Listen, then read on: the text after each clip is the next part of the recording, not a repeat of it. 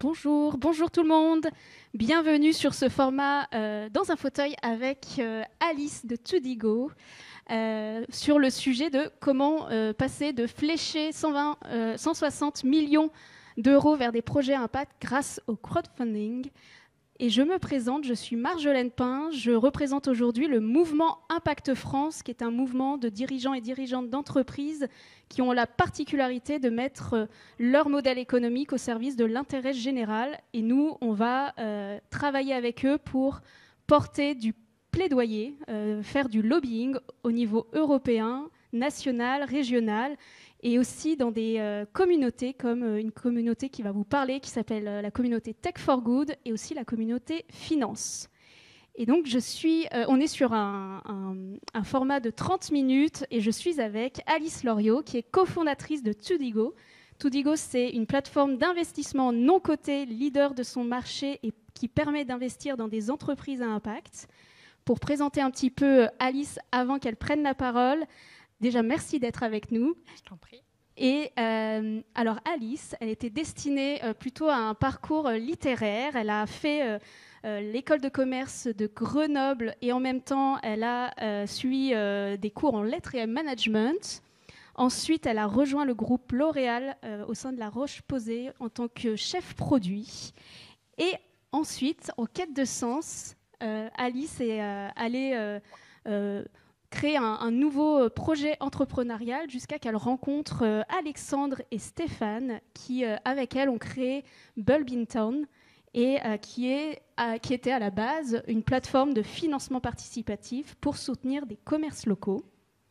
En 2018, Bulb in Town devient Tudigo. Tudigo, c'est aujourd'hui plus de 250 projets financés, 160 millions d'euros levés et une communauté de 70 000 investisseurs. Est-ce que tous les chiffres sont bons? Tout est bon. Super. Et donc, tu es la cofondatrice et aujourd'hui, tu es aussi responsable Deal Flow et Impact. C'est ça. Super. Exactement. Donc, avant de rejoindre Burlington, quand je t'ai présenté, j'ai parlé d'un projet entrepreneurial. Est-ce que tu peux nous en dire un peu plus? Oui, avec plaisir. Bonjour à tous. Très, très heureuse d'être avec vous et en plus sur ce sujet du 0 à 1, parce que vous allez voir, on en a eu un certain nombre avec Tudigo. Alors moi, en effet, tu l'as dit, j'ai commencé par travailler chez L'Oréal, qui était un peu le job qui faisait rêver beaucoup de filles en sortant d'école de commerce, dans un grand groupe de cosmétiques donc. Et en fait, assez vite, j'étais très malheureuse. Ça me correspondait pas du tout. Et j'ai essayé de comprendre pourquoi. La première raison, c'est que, en fait, c'était le cœur même de mes missions. Ce que je faisais tous les jours, ça correspondait pas du tout à ma zone de talent, à ce que moi je sais bien faire, et on a tous une zone de talent, et je vous invite d'ailleurs à vraiment vous interroger sur quelle est la vôtre. Le deuxième point, c'était que c'était un énorme groupe et c'est pas du tout une structure dans laquelle moi j'étais bien, avec des temporalités hyper longues, un impact pas du tout assez concret de mes actions. Et le dernier point, c'était la mission avec laquelle pourtant La Roche-Posay cherche à changer la vie des peaux sensibles. Donc c'est plutôt une belle mission pour le groupe, mais c'était pas celle par laquelle je me sentais transportée, appelée. Donc, j'ai commencé à ouvrir mes chakras et à aller écouter des conférences, à m'intéresser à d'autres sujets. Et un jour, j'ai assisté à une conférence sur l'entrepreneuriat social où j'ai entendu la directrice d'Ashoka commencer par son discours par cette phrase « Start from suffering ». Aller chercher des points, aller chercher des endroits où il y a de la douleur, de la souffrance, des vrais points de pain et trouver les moyens de les résoudre. Et du coup, ça m'a vachement trotté dans la tête. Et à ce moment-là, je venais d'emménager à Paris, toute seule dans un appartement. Et je regrettais beaucoup la vie de quartier dans laquelle j'avais grandi, où tout le monde se connaissait, tout le monde s'entraidait.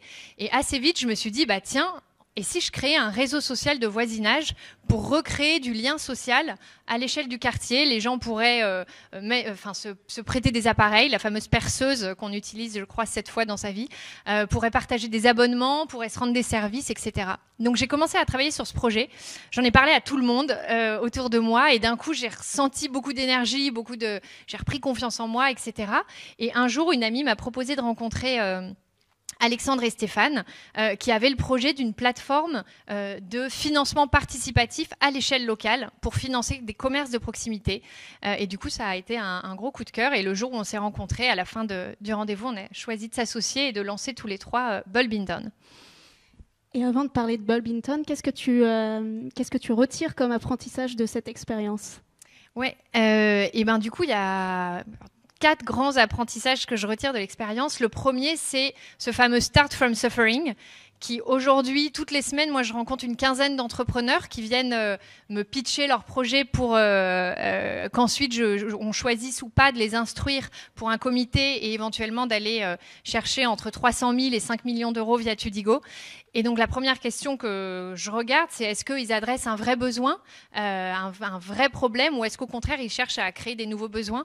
Donc ça c'est premier point. Le deuxième, c'est le fait de chercher à s'adresser à un sujet qui vous est très personnel. Et en fait, ça, c'est une question que je pose sur le premier entretien quand je rencontre des entrepreneurs.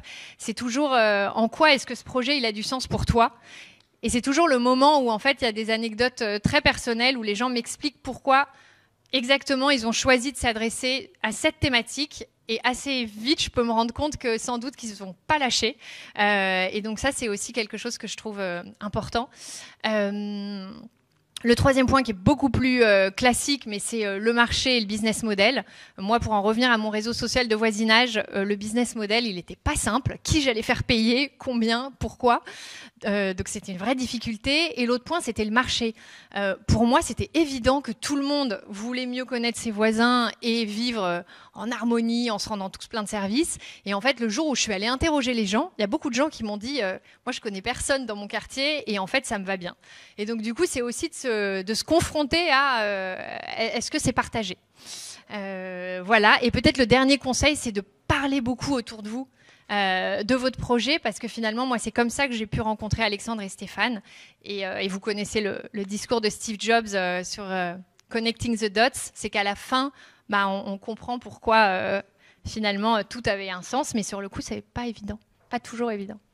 Merci pour ce partage. Au début de Bulbinton, donc avec Alexandre et Stéphane, quelles étaient vos convictions, quelles étaient finalement votre vision au tout début ? Ouais, au tout début, en fait, ce qu'on voulait faire, c'était... alors, je ne sais pas si vous vous souvenez du financement de l'album de musique de Grégoire. Ça vous dit quelque chose ? C'était le début du crowdfunding. Il y avait Ulule, KissKissBankBank. Nous, on voyait ça et on s'est dit, en fait, on va faire la même chose, mais on va le faire uniquement pour les commerces de proximité, donc fleuristes, libraires, cafés, etc. Et on va faire le pari que pour les gens, c'est important de mettre leur argent tout près de chez eux, en se disant que ça va les impacter positivement, que ça va vraiment venir enrichir leur cadre de vie et finalement leur vie, quoi. Et donc ça, c'est le pari qu'on a fait au tout début. Et ce qu'on voulait aussi faire, et je pense qu'on continue à faire, c'était vraiment de bousculer les modes de financement traditionnels. C'est qu'on se disait, c'est pas possible qu'il y ait juste le banquier qui décide si oui ou non tu ouvres ton commerce, mais on va aller demander aux gens qui tous les jours pourront venir acheter dans le commerce si oui ou non ils ont envie de financer. Et c'est comme ça que les gens en fait donnaient 20, 30 euros. Et en échange, ils récupéraient des contreparties. Alors, ça pouvait être une tarte, un cours de pâtisserie, ton nom dans la boutique en entrant. C'était vraiment le système de dons en échange de contreparties. Donc, on faisait des petites opérations à 5 000 euros en moyenne. Et donc, c'était notre tout premier modèle. Donc, le tout premier modèle, maintenant on sait que vous êtes Tudigo. Comment vous êtes passé de Bulbinton en 2013-2015 à Tudigo en 2024 ? Donc, combien de 0 to 1 quelles étapes ont été clés ? Alors j'ai essayé de le faire en 3 étapes, mais ça marchait pas. Donc ça va être plutôt 6, voire 7. Mais je vais quand même essayer de... En gros, on a pivoté 3 fois. On a failli tout arrêter 2 fois. Il y a une fois où on a changé tous les rôles entre les 3 associés, Alexandre, Stéphane et moi. On a tout remis à plat et on s'est dit, OK, en fait, on n'est pas aux bons endroits. Donc, on va redispatcher les cartes. Et voilà. Et aujourd'hui, on tient quelque chose, je crois. Donc du coup, on a commencé par ce modèle où on faisait des opérations à 5 000 €. On a fait beaucoup de sauvetage de la dernière épicerie du village. On a fait beaucoup de JT de 13 heures sur ce sujet. Enfin, vraiment, c'était assez génial. Et sauf qu'on avait un vrai sujet, c'était notre business model. On se rémunérait 5% de 5 000 €. Donc si vous faites le calcul, sur des projets qui nous prenaient beaucoup de temps de coaching, etc., ça ne pouvait pas fonctionner. Donc à un moment, on a un peu pivoté. On a commencé finalement à vendre aux chambres de commerce et d'industrie des plateformes de crowdfunding en marque blanche. Donc en fait, on proposait par exemple, le Gers avait une plateforme qui s'appelait Graines de Gers, où tous les Gersois pouvaient venir financer des projets dans le Gers. Et donc nous, ça nous permettait en fait d'avoir du chiffre d'affaires plus récurrent et plus prévisible, de rendre un peu plus robuste notre business model. Et en plus, ils étaient super incentivés à prescrire des projets, parce que du coup, ils avaient investi dans cette plateforme. Donc ça, déjà, ça nous a permis de prendre un peu de carrure. Mais à nouveau, on était un peu frustrés par finalement l'impact assez limité qu'on avait. On a porté 5 000 €. Donc bien sûr, on avait un impact sur quelques mois, mais en vrai, c'est pas 5 000 € qui allaient faire la pérennité de ces entreprises. Et dans le même temps, on avait des discussions. Et notamment, je m'en souviens d'une avec le Crédit Agricole, avec qui on faisait beaucoup d'opérations, qui est très impliqué au niveau des territoires, des caisses régionales. Et il y a un sujet qui avait émergé, qui était la sous-capitalisation des TPE-PME en France. En gros, à l'époque, tout le monde déroulait le tapis rouge aux startups, mais quand tu étais une brasserie artisanale, que tu grossissais et que tu avais envie d'aller chercher des fonds, et ben en fait, il n'y avait personne qui te finançait. Donc on s'est dit, génial, on va prendre exactement ce créneau, on va aller chercher plutôt 200, 300 000 € en échange d'actions. On va proposer aux Français de devenir actionnaires d'une entreprise qui est près de chez eux. Et donc du coup, c'est là où on a demandé notre agrément. On était une des toutes premières plateformes à l'obtenir. Et on s'est dit, on va faire un genre de CAC 40, mais au coin de chez soi. Et donc du coup, ça c'était peut-être le troisième modèle. Sauf que la difficulté, c'est qu'on était sur un truc beaucoup plus financier.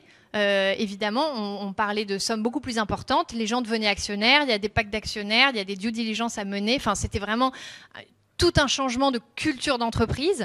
Et là, on a eu des difficultés un peu à essayer d'amener notre équipe sur ce changement. Et là, le Covid est arrivé. Donc là, comme à peu près tout le monde, il nous a mis à plat complètement. Et ça a été le moment vraiment de se poser la question. On a un peu hésité à s'arrêter parce que on voyait bien que c'était quand même compliqué de faire investir les gens dans le non-coté près de chez eux. C'était encore pas du tout démocratisé. Il n'y avait pas qui veut être mon associé. Et finalement, c'est aussi un moment où, je ne sais pas si vous vous souvenez, mais il y a eu beaucoup de sujets sur l'épargne des Français. Le fait qu'en fait, les Français avaient énormément épargné pendant le Covid, qui voulaient donner du sens à leur argent. Et donc, on s'est dit finalement, peut-être qu'on peut se relancer avec un angle beaucoup plus sur les projets impact, donc transition écologique, transition sociale. Quitter peut-être pour un temps, on verra, mais ce sujet très local. Et en fait, faire les choses plus simplement et proposer aux particuliers, donc vous tous qui êtes là, d'investir à partir de 1 000 € dans des entreprises via la plateforme Tudigo. Et là, du coup, on a eu 3 années de très forte croissance. On a levé 5 millions en 2020, 15 millions l'année d'après, 40 millions l'année d'après, 65 millions l'année d'après. Et là, pour le coup, ça a été d'autres difficultés à gérer, d'autres challenges qui étaient de senioriser les équipes, de staffer les équipes, Voilà. Mais voilà à peu près où est-ce qu'on en est. Est-ce que tu peux préciser, d'ailleurs, on n'en a pas parlé, mais vous êtes combien dans l'équipe ? On est 70 salariés aujourd'hui et le gros de l'équipe est à Bordeaux. Ok, oui, merci. Parlons d'impact. Tudigo, c'est quoi comme impact et comment cet impact a évolué ? Du coup, aujourd'hui, donc nous, ce qu'on fait, c'est qu'on démocratise l'investissement de mon côté. Ce qu'on cherche à faire, c'est vraiment à amener de l'éducation et de la sensibilisation financière aux Français pour leur permettre d'investir en direct dans des entreprises dont ils comprennent les business models et que nous, on s'efforce évidemment de sélectionner le plus rigoureusement possible et ensuite de vous présenter de façon à ce que vous en compreniez vraiment le mieux possible le plan de développement, etc. Et donc l'impact, historiquement, il était beaucoup lié au local. Aujourd'hui, notre thèse d'impact, elle est sur la sélection des entreprises et sur ensuite l'accompagnement de ces entreprises pendant les 5 ans à peu près où on les a en portefeuille. Et peut-être ce que je peux juste rajouter là-dessus, c'est qu'aujourd'hui, on forme nos équipes en interne. Donc moi, j'anime des fresques du climat pour tous nos salariés. On a fait participer toute l'équipe à The Week. Je ne sais pas si certains d'entre vous connaissent l'expérience. Et là, en ce moment, on participe à la Convention des entreprises pour le climat, où on est 80 structures du monde financier à essayer de travailler ensemble pour repenser l'ensemble du secteur d'un business model extractif à un business model régénératif. Donc, on va publier des feuilles de route en octobre. On a encore un peu de travail. Merci beaucoup. Parlons maintenant de finance et d'impact investing. Quels sont les grands défis vus de ta fenêtre quand on veut faire de l'impact investing? Je pense que nous, en tout cas, à notre niveau, le gros challenge qu'on voit, il est dans l'éducation et la sensibilisation, tout comme en fait l'éducation financière qu'on essaye de faire. Il y a un vrai sujet sur l'éducation autour de l'impact et des critères extra-financiers. Et donc, du coup, là, en ce moment, ce sur quoi on travaille, c'est comment est-ce qu'on valorise l'impact extra-financier des entreprises. Comment est-ce qu'on fait en sorte que le rendement ne soit pas le seul élément qui va déterminer le choix d'un investisseur, mais comment on essaye de lui amener de l'information claire sur l'impact des entreprises les unes par rapport aux autres pour les amener à faire des choix d'investissement. Et peut-être pour passer un peu concret, je peux vous parler de quelques entreprises qu'on a financées. Est-ce que certains d'entre vous utilisent la plateforme Give, plateforme de dons? C'est un peu l'équivalent du Bon Coin, mais donc il y a 5 millions de Français qui sont inscrits. Et l'année dernière, on a levé 1,7 million pour aider Give à se développer. Donc ça, typiquement, c'est un exemple. On a aussi financé Pandobac. Ça, je pense que vous connaîtrez sans doute pas. C'est en B2B. En gros, c'est un système de bacs consignés. Les grossistes livrent les restaurateurs avec. Ils sont traqués et ça permet d'éviter toutes les cagettes en bois. Si certains ont travaillé dans des supermarchés, vous voyez ce que c'est et qu'il faut remettre à la poubelle tous les soirs. Et là, en ce moment, on a en financement une entreprise qui s'appelle WeDressFair, qui est lyonnaise. Là, je vois plus de gens qui connaissent.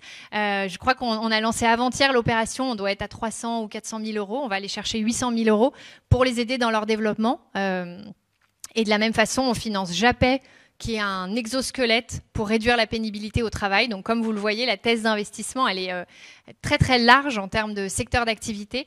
Et donc, voilà un peu tout ce qu'on peut recouvrir. Merci. Pour conclure, donc la dernière question, et peut-être qu'on aura le temps de passer aussi à des questions-réponses.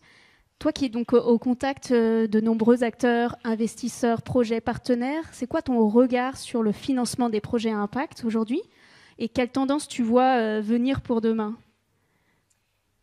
Ce qu'on voit en tout cas, et encore plus grâce à cette convention des entreprises pour le climat, où du coup on a beaucoup côtoyé des très gros fonds comme Eurazeo, des banques, etc. Et on a mis en commun tous le travail qu'on fait pour essayer de flécher plus de fonds vers le sujet vers des entreprises qui adressent la transition écologique et sociale. Le premier point qui est une bonne nouvelle, c'est qu'il y a beaucoup plus de fonds qu'avant. Et donc, je ne sais pas si vous connaissez Alter Equity, qui est un fonds pionnier dans l'impact. Et justement, la dirigeante, l'autre jour, racontait qu'elle a mis 8 ans à lever son premier fonds, qui faisait 40 millions. Là, elle a levé je crois qu'elle n'a pas mis 2 mois pour trouver 80 millions pour son troisième fonds. Donc, en gros, aujourd'hui, c'est même presque inversé. Ça devient difficile de lever des fonds quand tu es un fonds, si tu n'adresses pas ces sujets-là. Et l'autre tendance qu'on voit, c'est vraiment celle de l'expertise. C'est-à-dire qu'on est vraiment passé il y a 15 ans où il n'y avait personne qui adressait ces sujets, à là une bonne phase de greenwashing. On a quand même un paquet de fonds où on a du mal à vraiment sentir dans quelle mesure ils adressent les sujets. Et là, je pense qu'on entre dans une ère d'expertise où les gens vont vraiment financer des thèses beaucoup plus précises. Et Eurazeo, par exemple, lance un fonds dédié aux limites planétaires. Donc, du coup, ça va être beaucoup plus précis que je lève des fonds pour les entreprises à impact. Ce qui est une très bonne nouvelle. Tout à fait. Il nous reste 11 minutes, donc on a encore du temps. Est-ce que tu voudrais passer un message? Est-ce que tu voudrais rajouter quelque chose? Peut-être donner un conseil sur ton apprentissage en tant que cofondatrice de Tudigo? Ouais. Peut-être il y a des éléments que j'ai pas du tout abordés qui sont peut-être l'expérience en tant que soit quand on lève des fonds, soit quand on vient investir via la plateforme. Donc aujourd'hui, on l'a dit, on a 70 000 investisseurs qui viennent mettre des tickets entre 1 000 € et jusqu'à plusieurs centaines de milliers d'euros, parce qu'en fait aujourd'hui on travaille aussi avec des acteurs type des cabinets de gestion de patrimoine ou des family office, et donc eux en fait nous flèchent des clients qui ne viennent pas mettre 1 000 ou 2 000 € par projet, mais plutôt à des tickets supérieurs à 100 000 €. Et donc, du coup, dans ces 70 000 personnes, il y a vraiment une population hyper hétérogène. Nous, notre mission, c'était vraiment de démocratiser l'accès à l'investissement de mon côté. Donc, on est vraiment à cœur que ça démarre à 1 000 €. Et côté dirigeant, un truc très important, c'est vraiment que nous, évidemment, on crée un véhicule dans lequel, en fait, on va mettre tous les investisseurs et donc, du coup, qui rentrent sur une seule ligne au sein de l'entreprise. Donc, on n'a pas 150 investisseurs qui arrivent à votre table de capitalisation. Je pense que c'est un point important. Et après, dans les avantages que ça peut présenter, en tant qu'investisseur, il y a tout un sujet alors évidemment de rendement, et donc ça, on essaye d'être le plus objectif possible par rapport à ça, et en même temps de bien vous avertir par rapport aux risques que vous prenez. Et ça, c'est notre rôle, et notamment en tant que leader de notre secteur, est très encadré par l'autorité des marchés financiers. Et il y a aussi tout un aspect de défiscalisation. Donc quand vous venez investir en fait, vous êtes très encouragé à investir dans l'économie réelle, on appelle ça. Et donc, du coup, ça vous permet souvent de défiscaliser de 25% à 50% sur certains dossiers. Donc, quand vous investissez 10 000 €, en fait, techniquement, ça vous coûte 5 000 € au moment de la feuille d'imposition sur certains projets. Et après, il y a tout l'aspect participer à une aventure entrepreneuriale. Et ça, c'est vraiment au cas par cas des histoires. Mais je ne sais pas si vous connaissez l'entreprise Pimpan, qui est passé sur Qui veut être mon associé cette année. Eux, on a levé 1,4 million pour eux l'année dernière, et c'est notamment au sein de leurs actionnaires qu'ils ont recruté leur Head of Sales. Pareil pour Give, en fait, une de ses actionnaires travaille chez Unibail Redenco, et Hakim m'a raconté récemment qu'en fait, elle l'a appelé et elle lui a dit écoute, on a un local disponible pendant 1 an, je te le mets à dispo gratuitement si tu veux. Donc toute l'histoire ensuite qui peut se faire entre des actionnaires et une entreprise, c'est qu'une fois que vous avez investi dans une entreprise, que ce soit 1 000, 5 000 ou 100 000 €, évidemment, vous êtes naturellement très enclin à aider l'entreprise de toutes les façons que vous pouvez. Et là, on vient de lever des fonds pour Willy Anti-Gaspi. Je ne sais pas si ça vous dit quelque chose. Et j'ai vu que ce matin, il envoyait un mail en disant on cherche notre prochain CMO. Qui peut nous aider à le trouver? Et donc, c'est aussi exactement à ça que sert un financement communautaire comme celui qu'on peut faire. Merci beaucoup. Je vous propose de prendre 1 ou 2 questions sur le temps qu'il nous reste. Est-ce que vous avez une question pour Alice? Est-ce qu'il y en a qui ont déjà investi via Tudigo? Oui. 2. Qui connaissait Tudigo avant de venir sur cette conférence? Ok. Donc, est-ce qu'il y a une question pour Alice? Oui.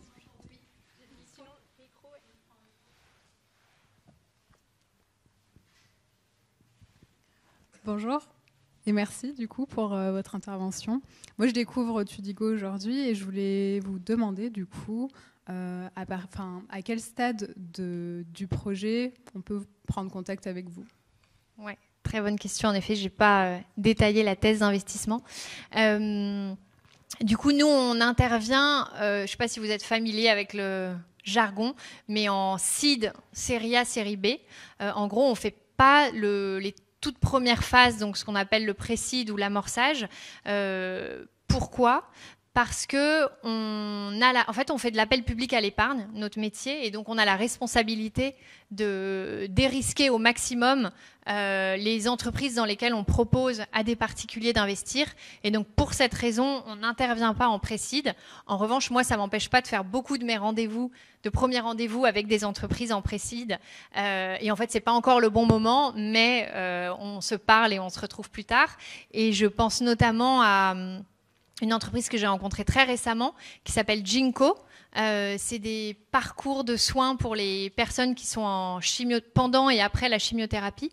Et justement, Faustine, la dirigeante, pendant l'entretien, je lui ai demandé mais comment ça se fait que tu aies atterri sur ce sujet ? Et elle, ça fait partie des gens qui m'ont raconté un truc très personnel, mais en fait, elle a accompagné pendant 18 mois sa meilleure amie dans un parcours de chimiothérapie et elle s'est rendue compte de tous les impacts que ça pouvait avoir sur sa vie et elle a creusé et elle en est venue à proposer ce parcours de soins. Donc elle, à ce moment-là, on ne peut pas intervenir sur son tour de table, mais je pense qu'on fera par la suite. Et du coup, peut-être pour préciser, sur les tours sur lesquels on intervient, la grande majorité du temps, on co-investit avec d'autres investisseurs. Donc aujourd'hui, en fait, un de nos gros enjeux, c'est d'être bien identifié par tous les fonds type que vous devez peut-être connaître, mais que ça puisse être Make Sense, Investir et Plus, Ring Capital, etc. Et en fait, tous ces gens-là, soit les investisseurs, les porteurs de projets, viennent nous voir nous et on leur propose de venir avec nous, soit c'est l'inverse. Mais ça se passe aussi beaucoup comme ça, où en fait, les uns avec les autres, on se dit, bah tiens, moi j'y vais, je pense que ça te plairait beaucoup à toi aussi. Parce qu'en fait, le plus dur dans ce métier, c'est de trouver les bons dossiers. Avec les bons dossiers, derrière, on trouve les investisseurs. Mais le truc très difficile de tous les investisseurs, c'est de trouver les dirigeants et les bons dossiers. Alors, comment on trouve les bons dossiers ? Eh ben, on trouve les bons dossiers... beaucoup avec toujours ces sujets de communauté. Alors nous, on a beaucoup de dirigeants pour qui on a réalisé des opérations. Je pense notamment à Baptiste de Pimpan, à Kim de Give, Hommage. Je ne sais pas si ça vous dit quelque chose. C'est de la mode de seconde main. Les dirigeants, on a fait leur opération et depuis très souvent, ils nous font des intros. Après, on a beaucoup de projets qui viennent des investisseurs. Donc on a aussi aujourd'hui, alors nous, Tudigo, on a fait un truc assez original, c'est qu'on a levé, enfin assez original, en fait non, mais on a levé 3 millions d'euros sur notre propre plateforme. Donc en fait aujourd'hui, on a 700 actionnaires qui sont des particuliers, parce qu'évidemment au moment où on a voulu lever des fonds, on s'est dit que si nous, on n'en levait pas via le crowdfunding, donc du coup on s'est prêté au jeu, ce qui était très intimidant et ce qui du coup permet de mieux se projeter. Quand on explique aux gens qu'il faut venir lever sur notre plateforme, bah, on l'a fait, donc on connaît. Et du coup, aujourd'hui, ce qu'on travaille, c'est vraiment comment on peut tirer le plus bénéfice possible de ces 700 personnes qui nous ont fait confiance et qui sont venues placer de l'argent chez Tudigo. Et du coup, ce qu'on a fait, c'est que dans la foulée de cette opération, on a écrit à ces 700 personnes, on leur a demandé, parmi vous, est-ce qu'il y en a qui ont envie de s'impliquer dans le développement de Tudigo. Donc là, il y a un certain nombre qui disent non et il n'y a pas de souci, ils recevront juste un reporting trimestriel. Et tous les autres, on leur a demandé comment est-ce que vous pourriez nous aider. Et on avait listé un certain nombre d'informations, de possibilités. Et notamment dans le lot, par exemple, on a un investisseur qui est un entrepreneur dans les biotech et qui connaît très très bien ce secteur d'activité. Et nous, une autre difficulté qu'on a, c'est que comme on est tout secteur d'activité, donc B2B, B2C, on peut faire autant des groupes de restauration que de la biotech, de la santé ou de la mode de seconde main. C'est hyper important pour nous de pouvoir nous appuyer sur finalement des experts vraiment sectoriels. Et donc typiquement cet investisseur, quand on a un projet en biotech, et ben à chaque fois c'est avec lui qu'on le prépare et il vient en comité, c'est lui qui vient avec nous sur les challenges des dirigeants, etc. Ok, merci beaucoup. J'avais vu une dernière question qu'on peut prendre. J'avais vu. Ne soyez pas timide, reposez votre question. Oui. Une fois que les sociétés ont levé, est-ce que vous leur offrez d'autres services après pour les aider dans leur développement ? Et ben alors jusqu'à maintenant, on ne le faisait pas. Le seul service qu'on assurait et qui était plus un service pour les investisseurs, parce que nous, en fait, notre client, il est vraiment, pendant très longtemps, justement, et ça fait aussi partie de l'histoire de Tudigo, mais pendant très longtemps, notre client, c'était celui pour qui on lève des fonds. Et à un moment, on s'est dit, en fait, on va pas pouvoir, il faut absolument qu'on mette l'investisseur au centre de tout, parce que finalement, c'est absolument vers lui qu'il faut qu'on tourne notre service client, et c'est absolument lui avec qui on doit travailler une relation sur le long terme. Et aujourd'hui, on a beaucoup d'investisseurs qui ont des portefeuilles avec une dizaine de lignes chez nous, etc. Et donc, du coup, pour tous ces investisseurs, le service minimum qu'on a mis en place depuis le début, c'est qu'on envoie un reporting trimestriel. Donc aujourd'hui, il y a plus de 250 entreprises à qui tous les trimestres, auprès de qui on fait un relevé de compteur, mise en page, et on envoie tout aux investisseurs. Et ça, c'est un vrai gage de confiance, parce que je connais beaucoup de business angels qui me disent « je n'arrive pas à avoir des infos de mes participations, des boîtes dans lesquelles j'ai investi ». L'autre point, c'est qu'on organise l'assemblée générale de la société holding, donc des 150 ou 300 personnes qui sont dedans. Et évidemment, on fait toute la partie support. Et là, aujourd'hui, se pose la question d'accompagner un peu plus comme le font les fonds, donc comme un operating partner. Et donc ça, c'est en réflexion. Ce qui est sûr qu'on a commencé à faire, c'est de faire des webinaires thématiques. Donc maintenant, on fait intervenir des experts sur des sujets où on propose à toutes nos participations de venir. Et de plus en plus, on fait des mises en relation entre eux. On a un annuaire de personnes qu'on recommande, et en expliquant pourquoi, parce que des gens de portefeuille ont travaillé. Mais ça fait partie des challenges. Là, notre plus gros challenge aujourd'hui, il est vraiment sur le produit. En gros, on travaille énormément sur la partie produit, marque, notoriété, parce qu'en fait, l'investissement de mon côté est encore très, très peu connu en France. Donc, qui veut être mon associé nous aide, mais c'est encore... Et c'est donc la fin de cet échange. Un grand merci à toi, un grand bravo aussi pour ce que vous avez fait avec Tudigo. Merci et à bientôt.